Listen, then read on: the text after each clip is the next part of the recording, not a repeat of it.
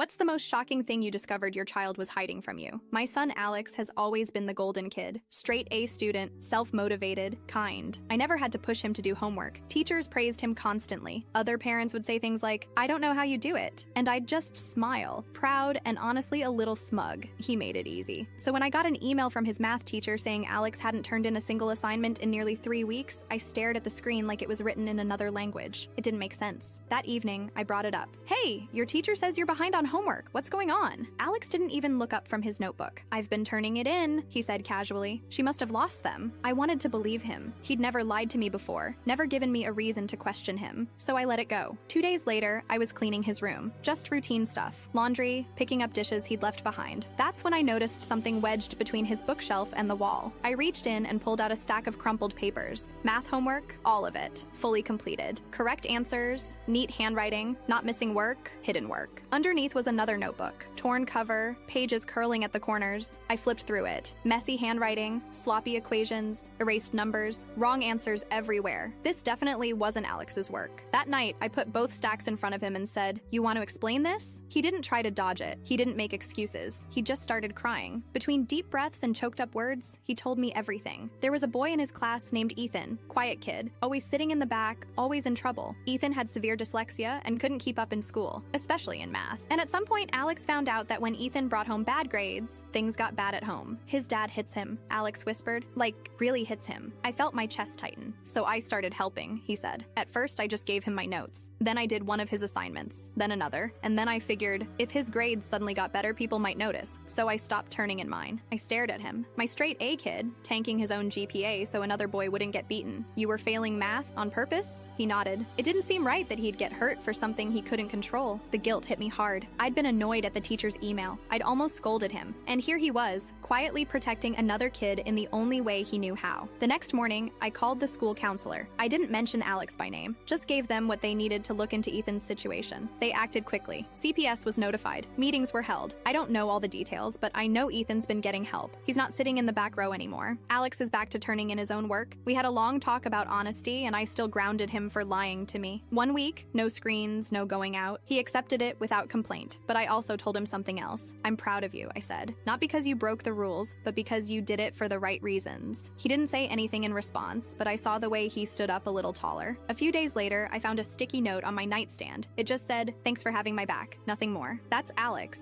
in a nutshell. Quiet, thoughtful, and full of more compassion than most adults I know.